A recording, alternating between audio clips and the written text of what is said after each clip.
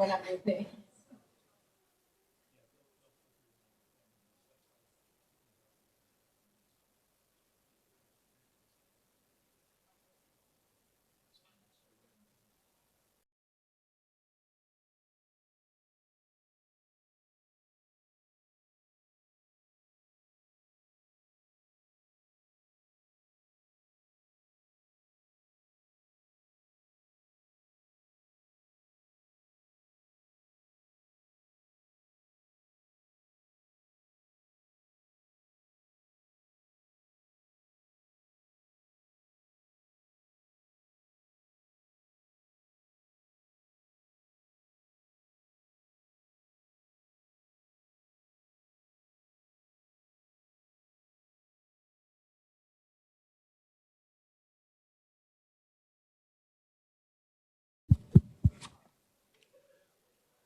Welcome, everyone. Faye from Peds Rheumatology, and we have two speakers today who are members of our department that many of you may not know, but this will be a great opportunity to get to know them. Kiana Johnson is a PhD here who came from Indiana doing a postdoctoral fellowship, and Courtney Wells has just completed her PhD here, and they are going to give a talk that's a little different than last week's. Last week was a very interesting state-of-the-art talk on molecular biology, and this is going to be very much a state-of-the-art talk, but about topics of direct relevance to patient care, and I think you'll find it interesting and helpful. Welcome. All right. Thank you, everybody, for coming. Make sure I got this in the right place. Okay, there. We, as Dr. Vey said, have been in the rheumatology world for the last 10 to 15 years and also have experience with other chronic conditions. So Kiana and I are both going to talk about our experiences, both personally and professionally, and what we've learned throughout our research, practice, and our own personal lives. We will talk about rheumatic diseases because that's where most of our work has been, but we will also kind of touch on different diseases as well, that most of what we're going to talk about relates to other diseases, so it's not just about rheumatic conditions. Get my click. All right. So we have no commercial disclosures, nothing to disclose to you. Here's our agenda. First, we're both going to introduce ourselves and tell you a little bit about our stories, how we got here, what we do, and the lessons that we've learned from working in the field and from our own experiences. And then together we're going to talk about what does all this mean, what are the implications for healthcare practice, and specifically we're going to highlight healthcare transition practice. And again, that could be for rheumatic diseases or for other conditions. And then we will take questions at the end. So I'm Courtney, and I'd like to just give you a little bit of background, some context, so you can understand where I'm coming from here. I was diagnosed with juvenile rheumatoid arthritis in 1985, and I am 32, so I've been living with this for about 30 years. This is a picture of me. Here, you can't see it very well, it's kind of blurry, but this was at Children's Hospital in the early 80s, when I was diagnosed. I was in and out of the hospital a lot. And they actually told me at the time that I would probably be in a wheelchair by the time I was 16. That has not happened yet, but I definitely have been through a lot of changes in disease, medications, procedures, all sorts of fun stuff. And most recently, had a child. This is my daughter, Winter. She's 2.5, and that has been a major transition for me and a major part of my own disease process, the planning, preparing, going through it, all that fun stuff. Another big part of my disease experience and transition process has been mental health issues. I come from a family that struggles pretty severely with mental illness of all different types, as well as chemical dependency issues. And when I was a teenager, I struggled with these same things, but nobody recognized what was going on. I didn't have anybody, my parents or healthcare professionals, who were necessarily in tune with what was happening. And so I struggled as I transitioned into adulthood and went to college.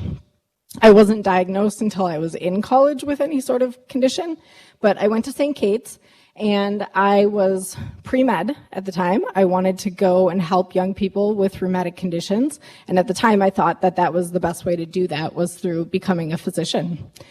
And right around that same time, I had my first major bout of clinical depression and was diagnosed. And in hindsight, looking back, everybody thinks, well, that probably was going on for a very long time.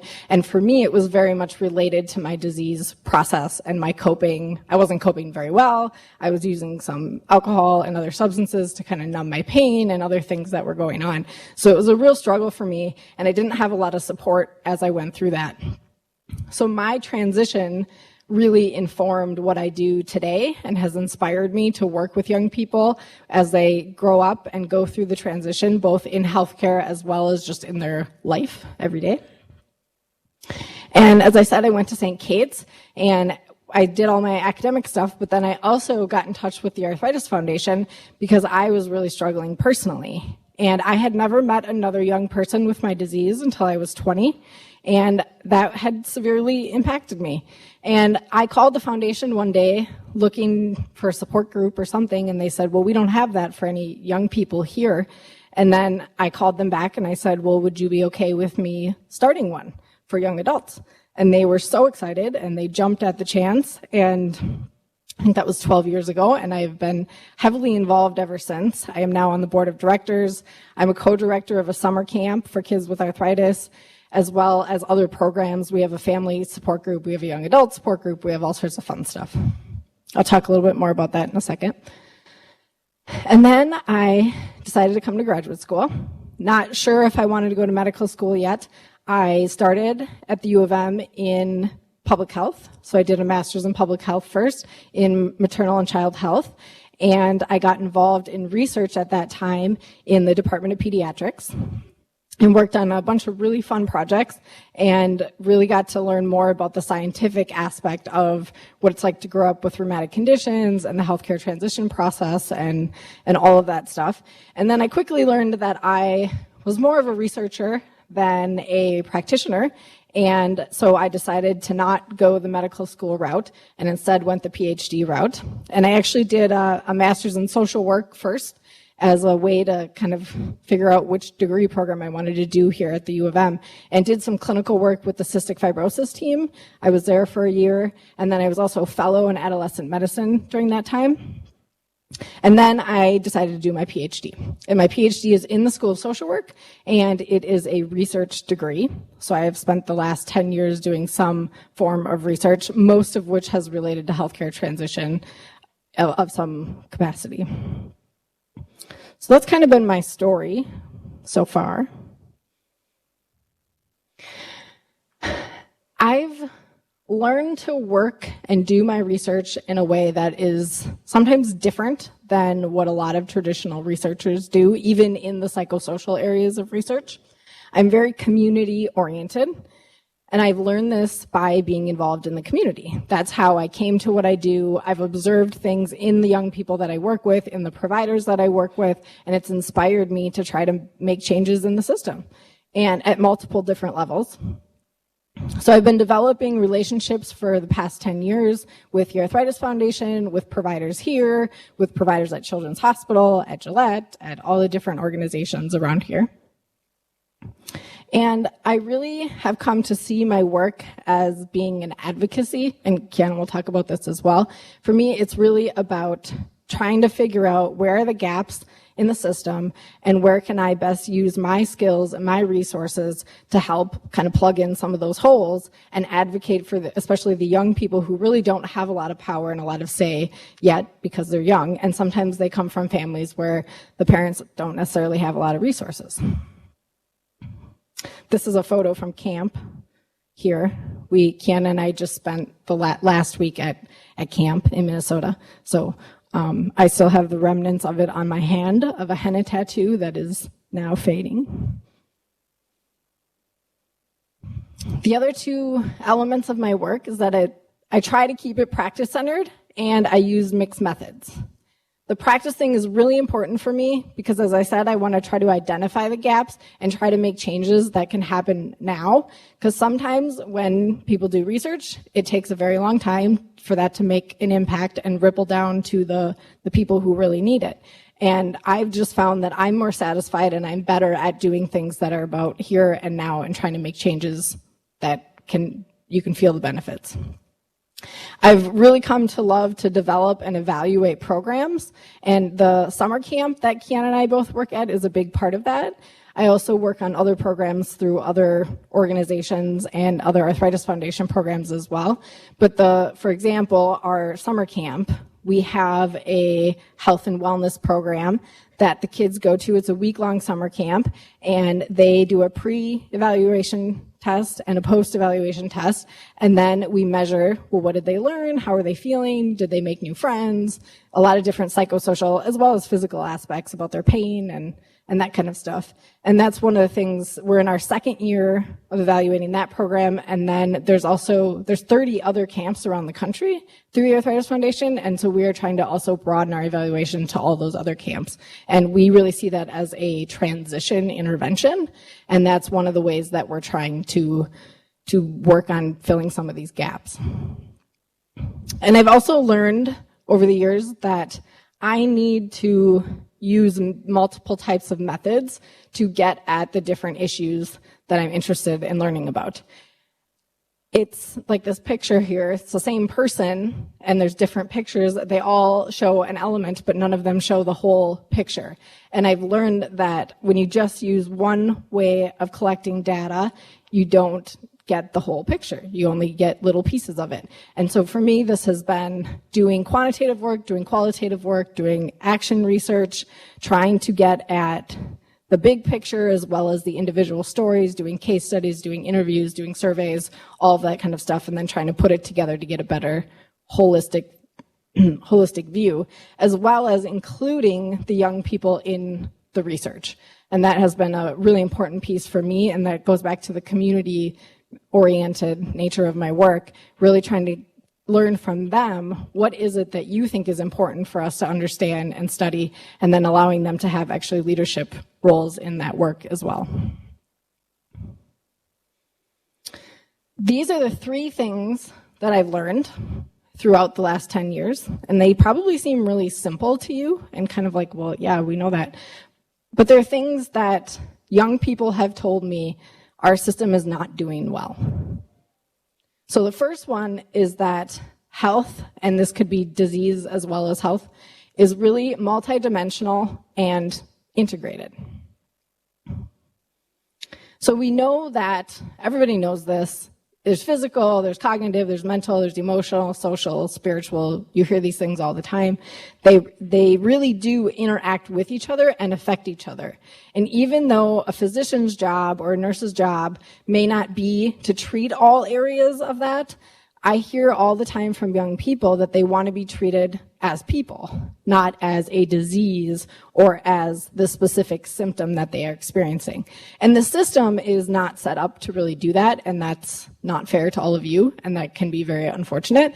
But I think I've learned, and we'll talk about this in a minute, that there are little things that you can do in your practice to really try to make people feel like they're cared for and that you respect them and that you want to learn more about them and their experience.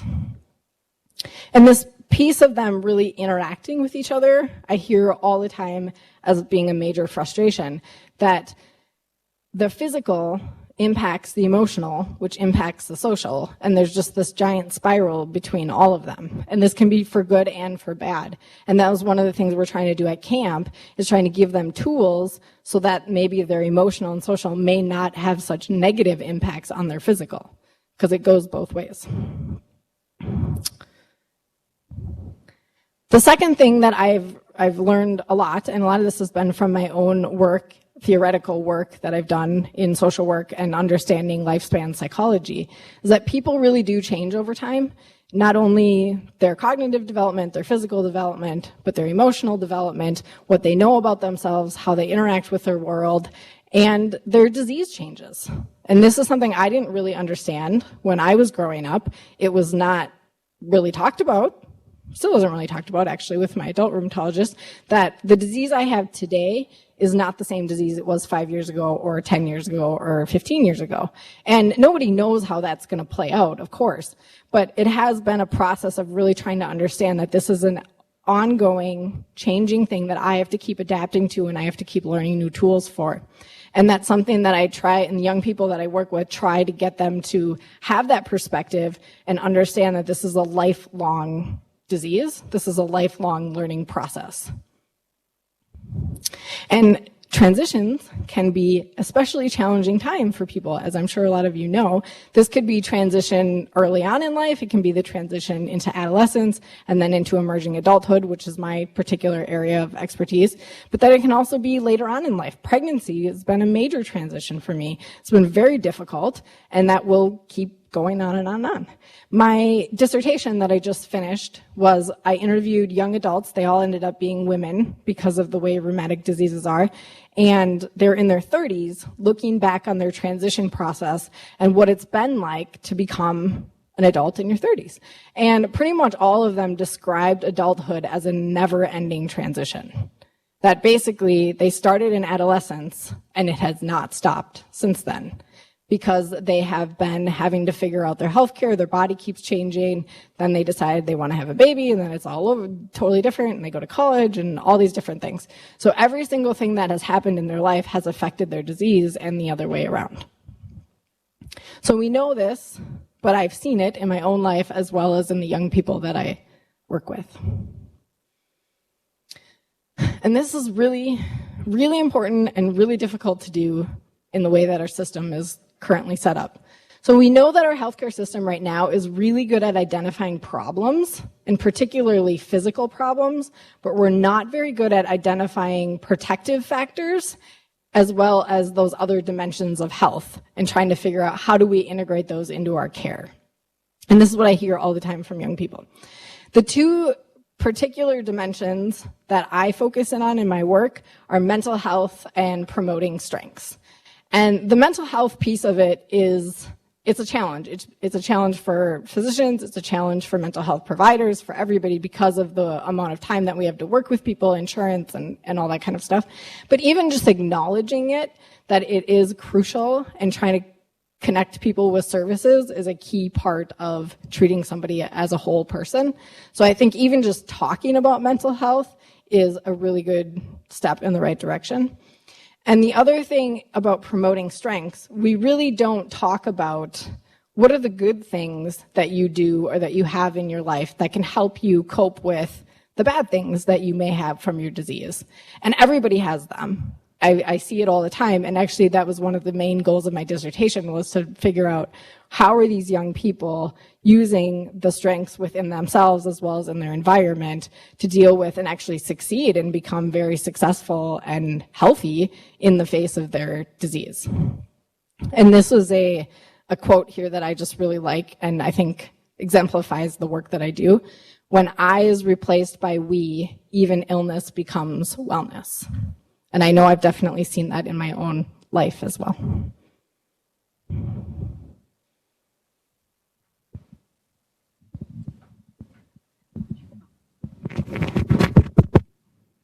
All right, I am Kiana, and I recently finished my postdoctoral fellowship in the Department of Pediatrics in the LEA program, which is Leadership Education in Adolescent Health.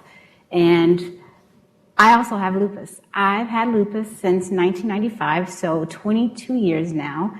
And over the course of these 22 years, I have been through just about what I could think of, anything that could possibly happen to someone with lupus, from the more benign things as like headaches and fevers and skin rashes to heart failure and shrinking lung syndrome and things that a lot of people don't usually recover from. But over the course of having lupus and growing up with this condition, I've learned quite a few things, but most of the things that I do in the work that I'm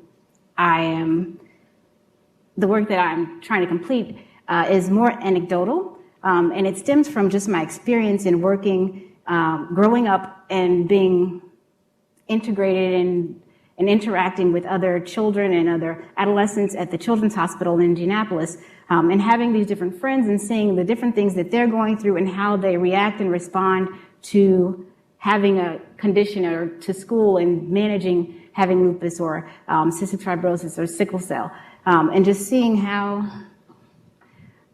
these youth, either how resilient they are or whether or not they can withstand the things being thrown at them and just face this adversity. So I'm also an advocate. I do a lot of work with, I do work with the Arthritis Foundation as well as the Lupus Foundation of America and the Lupus Foundation of Minnesota, but I've also developed a foundation called the Childhood Lupus Education and Research Foundation, which supports and advocates for youth with childhood onset lupus. And that's, as a part of this process, I've been able to mentor about 26 youth who have lupus, and just being able to share my own experiences of growing up with lupus, helping them to see that you can be productive, you can do different things, that you don't have to be defined by having this disease. So today, I'm going to talk about motivation. And I'm going to talk about this in the frame of transition. Now, transition is a multifaceted process where that attends to the medical, psychosocial, and educational and vocational needs of adolescents as they move from child to adult-centered care. Now, transition is different from transfer, although many people use the term synonymously. Transition is a process, whereas transfer is the actual handoff. And I'm interested in motivation, specifically motivating youth to manage their own health and healthcare needs. And this is so that they will have a successful transition into adult healthcare and then also have healthier and more positive health outcomes. And so this is significant because there's a large percentage, or the percentage of youth who experience issues or difficulties during the transition process that either fall through the cracks or don't receive the care that they need in order to be well in adulthood. But then also for young adults who are with healthy young adults. The research shows that these young adults also are not seeing providers at the frequency at which is recommended in best practices. So, as I said, I'm going to talk about motivation. And so I come from the field of educational psychology, and I focused on achievement motivation in my graduate work. And now I bring these theoretical perspectives into the field of adolescent health. So what I'm interested in is youth health self-management behaviors. And as I said before, I've completed 2 postdocs. I completed one with Lynn and another with Leah. And during both of these experiences, I was able to focus on transition for youth with mobility limitations as well as youth with various chronic conditions. I've also had the opportunity to talk about transition at various conferences at the Riley Children's Hospital. We have a family day in conjunction with the Arthritis Foundation where I talk with parents and patients as well as talking with providers at the American College of Rheumatology conference. So the things that I've learned from these experiences is that motivation matters. Now, motivation, it matters because it explains why, it matters because what we think, how we feel, and what we do, it influences what we do. And it explains why we do the things that we do. And motivation, it's defined as a process where goal-directed behavior is instigated and sustained. It's a process, not a product. And it can't be directly inferred, but instead it's observed from behaviors like persistence, choice, so the things that you choose to do, how much effort you put into doing those different tasks, as well as achievement on that specific task. So this is the kind of thing that I'm interested in, specifically in terms of health self-management. So I'm interested in motivation because motivation leads to health-promoting behaviors, which ultimately lead to better health outcomes. And so I recently completed a study that was presented at the Society for Adolescent Health and Medicine conference last year that pretty much exemplifies some of the things that are going on in terms of motivation research. So I'm just going to briefly describe what I did and not go through so much of the statistical analyses, but just the results. I looked at whether youth perceptions were associated with their, youth perceptions of autonomy, competence, and relatedness were associated with their motivation for learning about health self-management. And then I wanted to know if this association, if it differed by whether or not youth had mobility limitations or not, or their level of their mobility limitation. And our results showed that for this particular study, for youth with severe mobility limitations, autonomy and relatedness were significant predictors of motivation for learning about health self-management. And this is significant because autonomy is very important. And when you think of transition, you want youth to be autonomous. You want them to learn to be autonomous as they are becoming adults, because this is something that is necessary in adult healthcare. But what we found was that with youth with severe mobility limitations, 57% of the variance in this model was explained by autonomy and relatedness, but it was a negative relationship for relatedness. So for youth with severe mobility limitations, the more related they felt to their healthcare providers, the less motivated they were to learn about health self-management. Now, this has serious and huge implications for transition and how we train future providers, and we're actually going to talk about that a little bit later on. But the things that I've found out just by doing this kind of research is that we're not looking at motivation isn't being examined enough within the pediatric world, especially within adolescent health. And in relation to transition, this is very important just because of the influence that it has on outcomes and behaviors as well.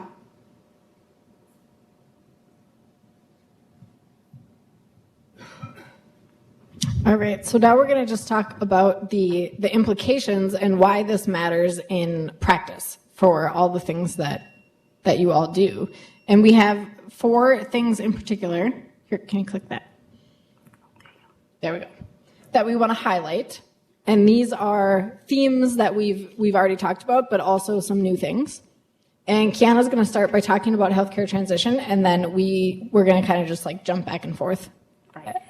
So in terms of healthcare transition, knowing the implications are knowing that what facilitates motivation, it'll help providers as they prepare youth for this transition to adult healthcare. And this is important for all youth, not just youth with special healthcare needs, but also healthy youth. All youth need to know who to call when they're sick. How do you go about refilling a prescription? When is it necessary to call? And so much more. So as we develop programs and different curriculum for informing or teaching youth about the healthcare transition, we also need to be engaging them in conversations and examining their motivation, as well as looking at the different things that are influencing that motivation. So you can look at the psychosocial surround as well as other factors like family and factors, school, their perceptions of their disease, as well as their confidence and how they feel about the expectations that are given to them as well. We also, one of the things that we do at camp and we were doing last week was working on self-advocacy and really trying to teach the young people, okay, what does that mean? How do you be an advocate for yourself? How do we give them opportunities to practice this? And this was like last week, Kiana, we did some role playing and we gave them scenarios and then they had to go around and try to do these things. And we actually just got an email this morning from one of our campers saying that she was so pumped up about advocacy that she's going back to her school and she's going to do a program for her entire school. She wants to start with her class and then she's going to do it for the entire school. So she wants to teach everybody about juvenile arthritis and better understand how to fight for what she needs and what everybody else needs in the system. So we were pretty excited about that. Right. And another thing that I just throw in, and I'll probably throw this in everywhere because that's what I do, is about mental health.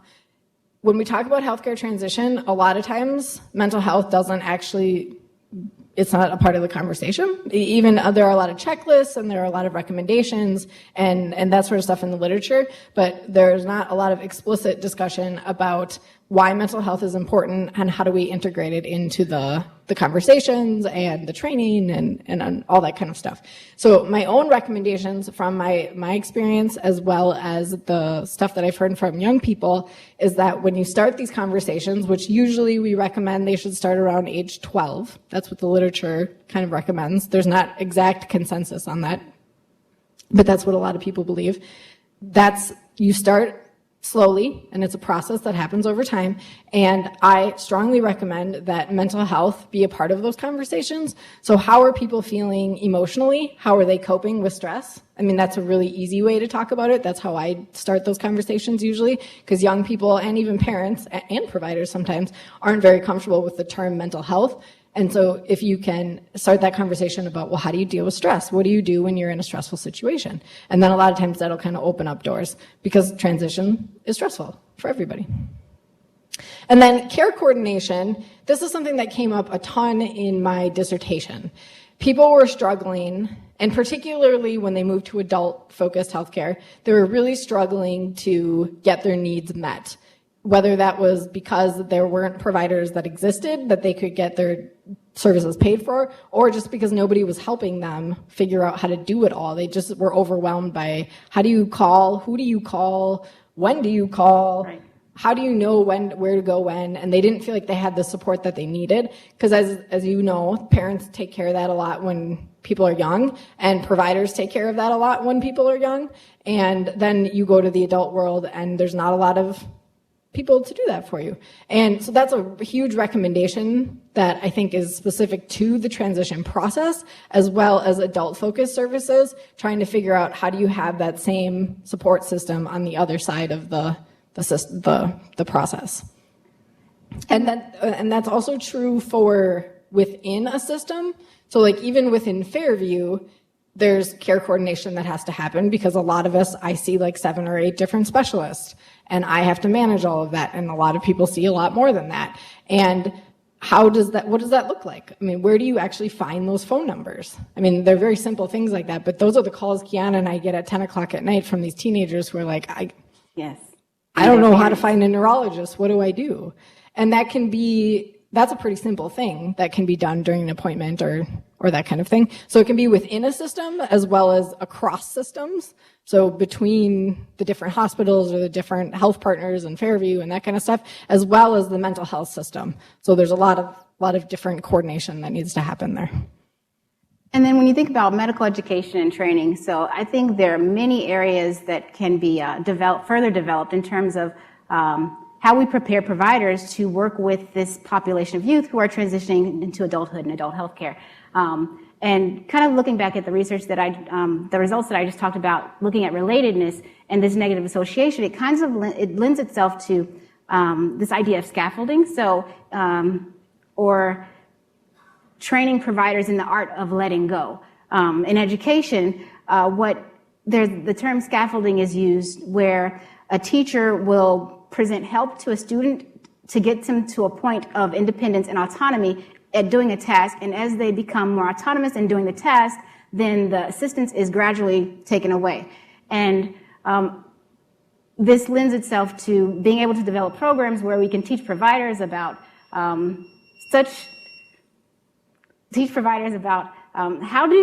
the best way of letting go so that you don't impede this relationship, but then also how do you promote autonomy among this patient population, and what are the best methods used? Because as of now, there are lots of different people doing transition and transition-related research throughout the world, but there are no real best practices in terms of what this looks like in terms of provider education as well as further training for providers.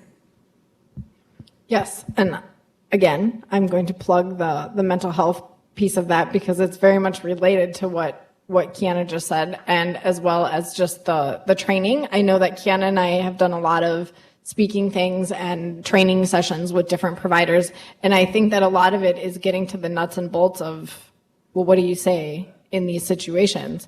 And for a lot of the young people that I work with, they want to have honest conversations with their providers about the real things that are happening in their lives.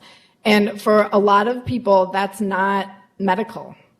a lot of teenagers in particular aren't that interested in talking about their medical stuff at first, but then they realize eventually that that's extremely important, but they have to build that relationship.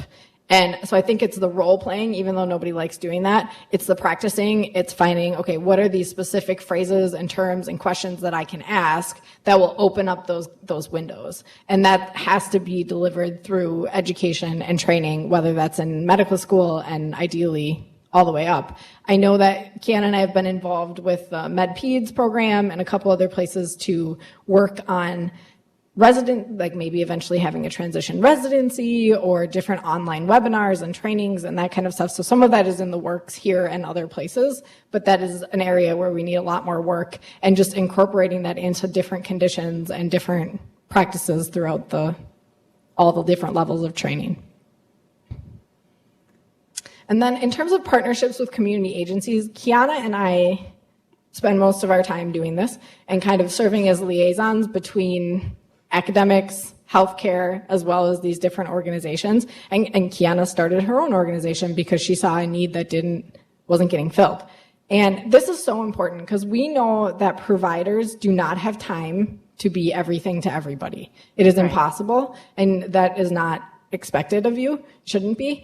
And this is where places like the Arthritis Foundation or other organizations that already exist can fill those needs. That's why they're there. But it's very difficult to sometimes make that leap because if families don't know about them, if young people don't know about them, if providers don't know about them, they can't get those services to the people who need them. So it's really important to try to find ways to build relationships and partnerships with the different organizations that are out there so that those gaps can be getting filled. And camp is a good example of that. I mean, we have 2 people here who come to our camp every year, and they're right in the mix with everybody playing games and doing fun stuff. And that's a really important thing for our young people to see, as well as they know that they're taken care of medically in the middle of all of that. And there's constant communication there, and we have a really great working relationship. That is not true, I think, for a lot of different organizations and conditions. Yeah. So piggybacking on the whole camp idea, thinking about just life application. So, and other ways that this is applicable. So camp, it isn't clinical, but it is definitely patient-centered. And you can see that, so we did this with youth with arthritis and arthritis-related conditions, but it can be done with just about any condition. Just incorporating different things in terms of transition and health self-management, as well as just promoting healthy outcomes can be, it's part of growing up. So it's not just something that happens within the clinic setting, but it can be integrated within multiple domains. And Kiana and I often say that she said before, the transfer of care obviously is a medical healthcare related thing, but the transition process is much bigger than that. And most of the transition process doesn't happen in the clinic. It doesn't happen in the hospital. Exactly. It happens in life at home with parents, with friends, that kind of stuff. And so it's like trying to find ways to get those messages to kind of ripple into all those different layers with mom and dad, with friends, and that. So we got to come at it from all these different angles. So I think that was our last slide that we had. And then we really wanted to open it up for questions about anything. We're very open and transparent and happy to talk about anything.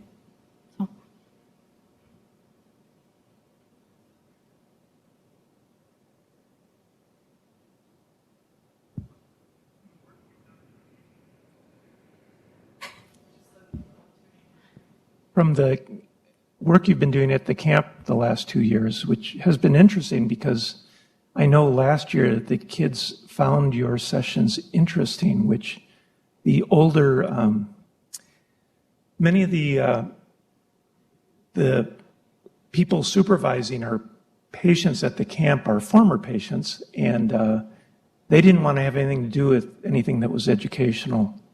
But it turned out the young campers liked it. Is that ended up being data that's going to inform larger studies, branching out to the other camps in the country, or? We're working on it. We hope so. And actually what our goal is, I mean, this hasn't been announced or anything yet, but our goal is to take the program that we're developing at our camp to get it across the country. So we're hoping to, with the help of youth and other researchers and stuff like that, to develop a kind of best practice transition program that would take place at camp that we could then have at all these different sites. And it could be easily adapted to other conditions as well. So since the national coordinator for those camps is based in St. Paul. Yes. I see. It Okay. helps. Yes, and I've done a lot of work with the National Arthritis Foundation as well, and so that is something that we've been kind of working towards. But it's a process. We want the youth to be involved, we want the youth to enjoy it, and we actually got really great comments this year from the young people. They said that was one of the favorite parts of their week, which was amazing because it's an hour a day, if even that, 45 minutes a day, and it's the only educational thing they do while they're at camp. But they want to talk, and I know Kiana has found this too, they want to talk about these issues. They are craving to talk about pregnancy and drugs, and they have all these questions that they haven't really had outlets to talk to people about before. And so we're trying to build that in a structured way that's appropriate and all that kind of stuff. So, and then also kind of commenting on that, learning can be fun.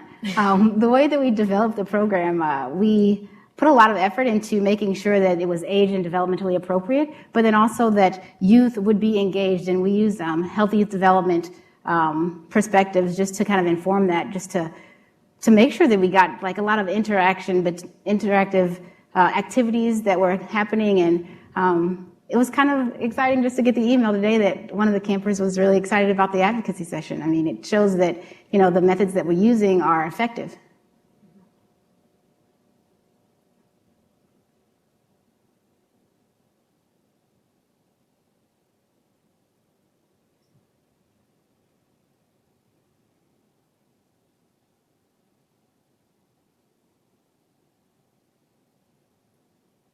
anyone else?